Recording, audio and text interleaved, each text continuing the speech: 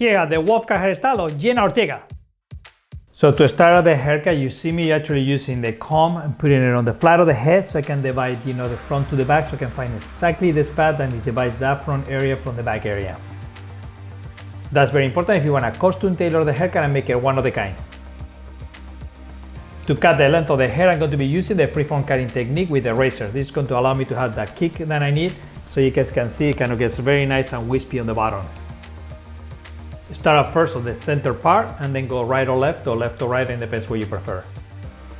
When using the razor, do light strokes so it feels like a very smooth, like you putting butter with your knife on a piece of toast. Continue using the same technique around the head so you can create a perfect bob around the sides. Once you get the bob done on both sides, then you can go into the frame area. So I'm going to start first on the weak side of it so you guys can see how I connect the frame that I want to start at my beginning with the perimeter that I already cut. So it's going to be like a diagonal back. And I'm going to be using the slide cutting.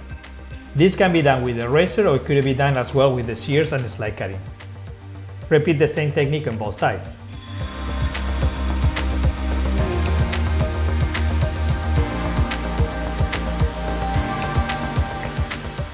This video is sponsored by Coco Professional Tools, the tool line that I've been using for the last 2 years.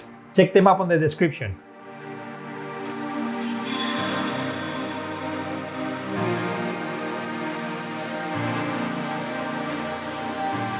Now to cut this hair, I'm going to over direct the hair to this side so I can cut it short to long. So basically I'm going to be moving this way, carve it, and it's going to create this short to long effect that I'm trying to get. Find the length of the bangs and start carving it short to long.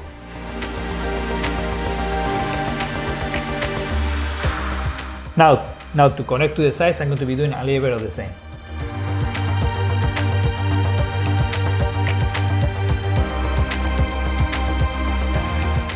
For this particular haircut, I'm going to be using the twin comb techniques on the back area to create the graduation that I need so I can get all that movement that I want. So I can get all this layering that I want, but I still protect this waistline. So you guys can see the waistline is being protected and the action is happening all on this area. Now normally I use the shears to cut the hair on the back, but this time I'm going to use the razor only so I can get even more effect of expansion of the hair. So basically you just place the combs and just carve on the surface of the hair. And now you can see the layers look perfect.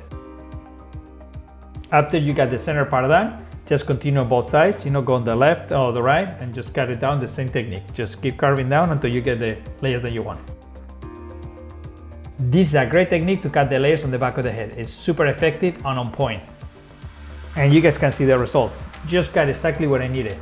Just exactly what I need right there.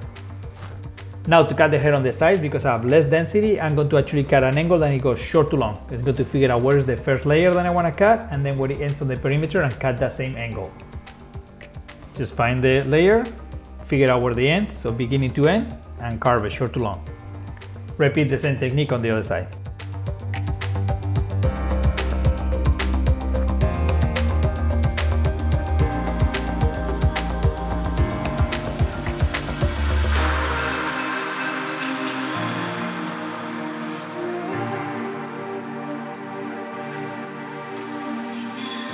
Find the guy and carve it short to long. The hair is wet and you can already see the effect on the haircut. You can see where the waistline is and how the action on the layers are. To start this hair, I'll be using some paste. This is going to allow me to give me the blow dry that I need with a little bit of control and volume.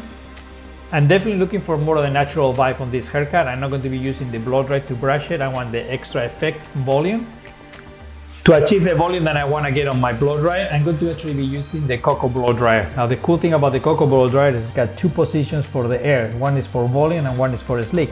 So when you use the volume, you're actually going to be able to get more volume, and when you do the slick, you'll be able to round brush it and make it more smooth. So this is a great blow dryer if you're looking for some really cool professional tool to use for yourself. I always love to reproduce the final look, and for me to be able to do that, I gotta have the best tools and products to achieve that. And I feel it's the same way for you. So if you ever want to get yourself a good blow dryer, I totally recommend you guys get this blow dryer from Coco.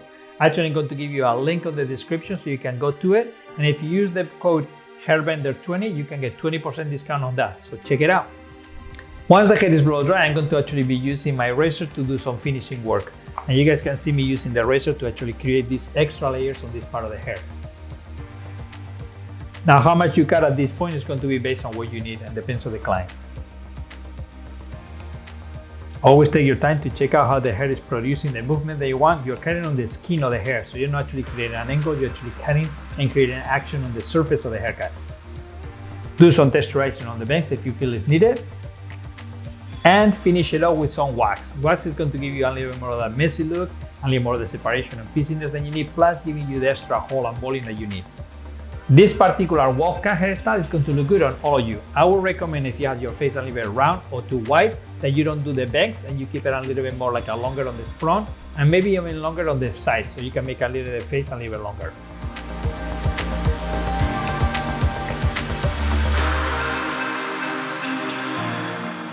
To finish it up, I will be using a little bit of hairspray to give it the shape and form that I need.